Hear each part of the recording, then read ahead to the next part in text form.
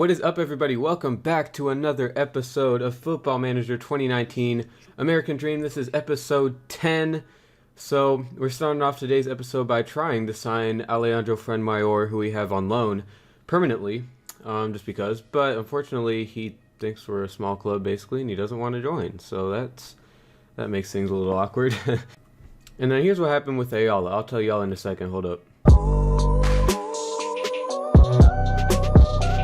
Alright, so yeah, today we're taking on Yellowstone away. When we played them earlier in the season, they beat us 2-1 in Oakland, so that was a very poor result. It's not what I was expecting at the start of the season, but we took the lead in the 48th minute. Daniel Driver with quite the strike there.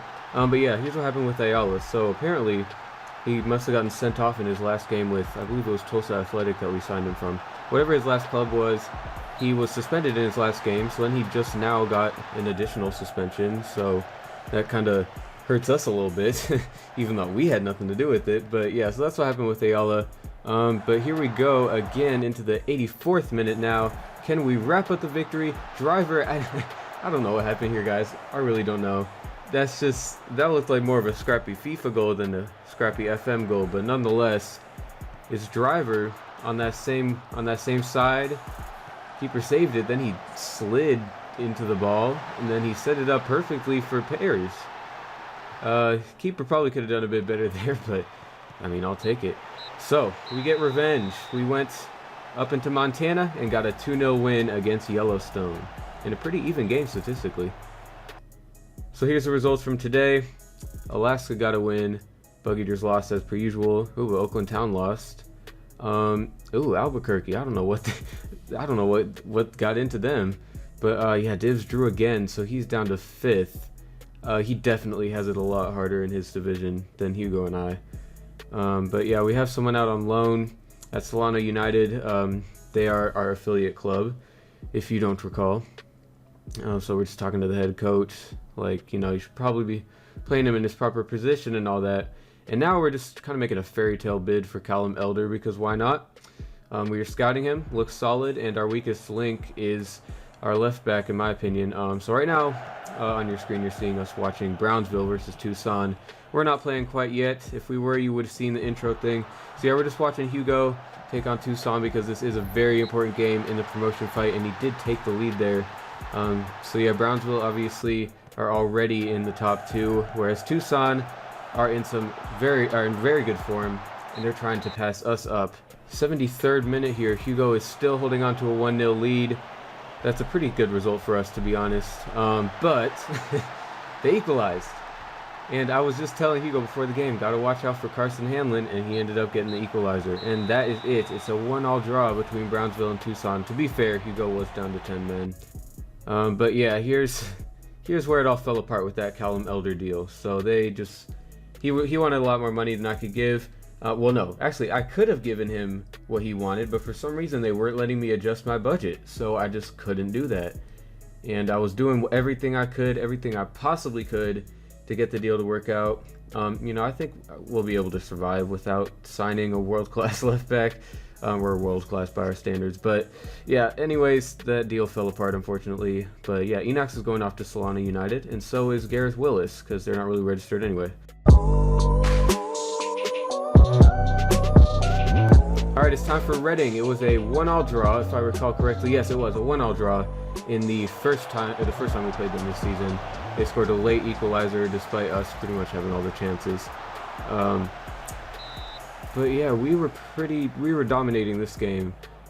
46th minute, referees taking it to VAR as he does with literally every single goal or penalty or free kick near the box and all that. But he did give the penalty. Franco steps up and he scores it. On the topic of VAR, I don't know why I included it all the way down in League 1, but I did, unfortunately, so that's something we got to deal with on a near daily basis. The keeper almost saved that, but fortunately for us, it did go in, and it's yet another goal for Franco. Here's McBean.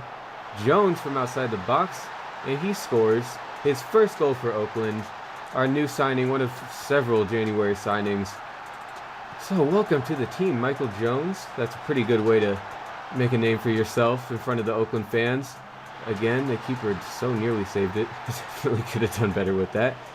But it's a goal, nonetheless, for Michael Jones. And that'll do it, folks. It's a 2-0 win.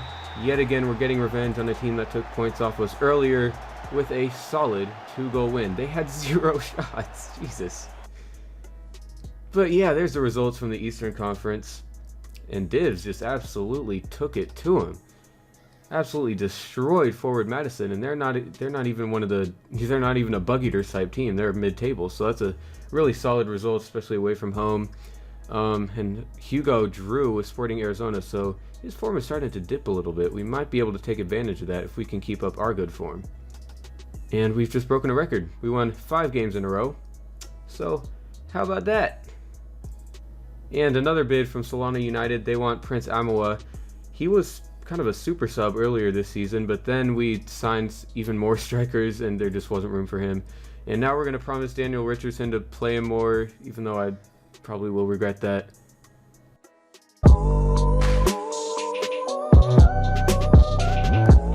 It's Open Cup time. I don't know why, I just really love playing in this competition, especially since you have so many... Yeah, we conceded pretty quickly. Not what I was expecting. They're in the 4th tier. But that's a solid strike. Really, no, it wasn't actually. Dio, he kind of reminds me of Jordan Pickford a little bit. Usually, he's among the best in the league. Usually. But then every once in a while, he makes a really silly amateur mistake like that. But we did almost equalize from Ayala, but it was offside, unfortunately. He's back from suspension. What was I talking about before? Oh yeah, the Open Cup. I just really enjoy playing in the Open Cup, especially with all of those teams coming in so early on. There's big potential for some upsets, and I like seeing all that, seeing what's up, and I also like playing in it, because it's always nice to go on a run. And speaking of a run, we may have just saved ours. Kaba Ochoa, the ginger Ronaldinho, the redhead Ronaldinho, whatever you want to call him, has just equalized for the Oakland Roots. Yet another January signing getting on the score sheet. Good strike. 87th minute, it's 1-1, and we are going to extra time. Here we are in extra time, and Franco gives us the lead off the cross from Paunessa. I've said this before, and I still haven't done it. I need to check how many times has Paunessa assisted Franco this season. I feel like it's happened at least a dozen times almost. They are quite the partnership. But yeah, we take the lead in extra time in the first half, and I have no words for what's about to happen. I have no words. Just wow. Wow. There was nothing you could have done about the strike. I mean, we definitely could have defended better, done a much better job of clearing the ball away to prevent him from even getting into this position in the first place. But look at that strike. Look at the curve on that. Look at everything about that strike. That is a Puskas Award contender right there. But we're going to penalties. There's the lineup. Here we go. Franco starts us off. The penalty merchant steps up and puts us into the lead. Wasn't the best penalty I've ever seen, though. But here's Murphy for Greenville. And he scores. Again, I don't really know what Dio was doing there. Kind of scares me sometimes. Anyways, here's Salcedo, the right back. And that's a perfectly placed penalty. Castro for Greenville. It's saved by Dio. How about that? Redeeming himself a bit. Paunessa steps up, and he scores right down the middle. Living life on the edge there. Here's Bush for Greenville. He scores. Dio rooted to the spot. Driver steps up and scores. And now the pressure is on for Greenville. They have to score or it is all over. It's Ryan. He's the guy who scored the screamer just a second ago. So he got all the adrenaline flowing and everything. But can Dio deny him? No. But now we can win it. It's on us now. The pressure is on us. McBean, the left back that I've been trying to replace. Can he send us to the next round of the US Open Cup? Yes, he can. We are going through. That was definitely the most exciting game of this season so far. Their screamer scorer, Harley Ryan, gets man of the match, deservedly so. We were the better side there, as you can see by the stats, but we just weren't clinical enough. And as a result, we got taken to penalties by a League 2 side, and there's all the other results in the US Open Cup today. Props to Greenville, though. They really gave us a game. But anyways, here is the draw for the next round of the Open Cup. It's just me. Hugo's gone. Divs is gone. And you guys are really gonna like this. Here we go. Next up, there it is.